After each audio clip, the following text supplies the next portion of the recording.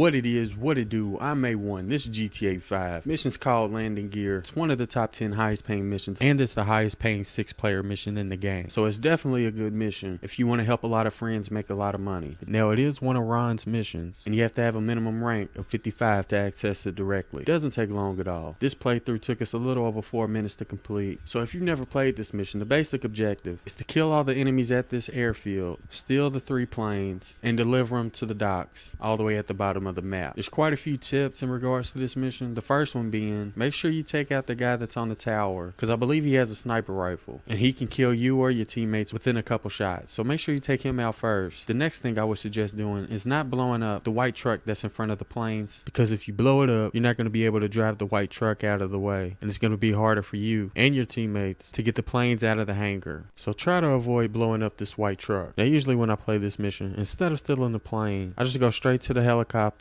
You don't need to own a buzzard to be able to get one in this mission. They provide 3 at the Sandy Shores airfield, across from the hangar the planes are located in. So you don't need to call one in, you don't need to own one to be able to use it. And once I've gotten in the helicopter, I provide air support for my crew members in the planes by shooting down the enemy helicopters. But I didn't get in the helicopter in this playthrough because I wanted to show you all my approach for landing the airplane at the docks. So keep that in mind, guys, when you're playing. If all the planes are taken by your crew members, then get in the helicopter and provide air support, because they will encounter quite a few enemy helicopters. There's a lot of things I like about this mission. I like that it's a high paying mission. I like the fact that it allows you to have up to 6 players. I like that it doesn't take long. But one of the things I don't like about this mission is that you have to have at least 4 people to start it. If you don't have at least 3 other people playing with you, then it's not going to allow you to start the mission. And that's probably the only thing I don't like about it, to be honest. There's going to be about 6 enemy helicopters you're going to encounter from the airfield to the docks. So make sure somebody gets in a helicopter and provides some air support to the people who are in the planes. Another thing I wanted to mention is that you don't need to land all 3 planes in order to pass this mission. All you need to do is just land one. So if you're playing with just 4 people, one method you could use is having 2 people getting in airplanes, 2 people getting in helicopters, and have somebody blow up the 3rd airplane. That way you know you have enough air support and you have at least 2 chances to land a plane properly. Now if you're not confident in landing the airplane, then don't blow up the 3rd one. That way you'll have all 3 tries. But if you've done this mission plenty of times, go ahead and blow up the 3rd airplane. You won't need it. Like I said, you only need to land one. And if you really want to make this mission go by faster, as soon as it says that somebody's delivered the airplane at the docks, just go ahead and jump out of your airplane, let it crash, because like I said earlier, you only need to land 1 airplane. And that saves a little bit of time because you don't have to wait for the last 2 people to get to the docks. Or for another example, let's say all of your teammates died in the beginning and it was just you left. The first thing you would want to do is get in a helicopter, shoot down the 6 enemy helicopters, and once you shoot them down, you go back to Sandy Shores airfield, pull one of the planes out of the hangar away from the other 2, then go back and blow up the last 2 remaining planes in the hangar before you take off in the 3rd plane. That way, once you land the last plane at the docks, you won't have to return all the way back to Sandy Shores airfield for the last 2 planes, and the mission will pass once you deliver the last plane. For anybody who's wondering, this mission was done after patch 1.12 and on hard difficulty. So if you play it on hard as well, you can expect to see results similar to what I got at the end of this video. Unless it's your first time doing it since turning level 55, in which case you get double the payout. Now when it comes to landing the plane, there's quite a few different ways to go about doing it. You can literally land a plane at the docks coming in from any direction. So experiment around with that and choose the approach that works best for you. Now the approach I use is what I like to call the boobs method, and that's basically when I use landmarks, in this case boobs, to know when and where to begin my approach for landing. I use this approach the most when it comes to landing the plane. Like I said, you can land on the docks from the other side just as easily. So that pretty much sums it up when it comes to landing gear. Before I go, big shout out to everybody who helped. I'll include the final results screen at the end of this mission so you can see all the people who helped. Also, if you don't have a crew or if you're looking to join a new one, be sure to check ours out. The link will be in the description. We have members on both Xbox and PS3, and we got around 350 members, so make sure you go check that out. Anyways, here are the results I got for landing gear, one of the highest paying missions in the game. If you enjoyed the video or found it useful, be sure to hit that like button, subscribe to become a part of my YouTube crew, and as always, thanks for watching.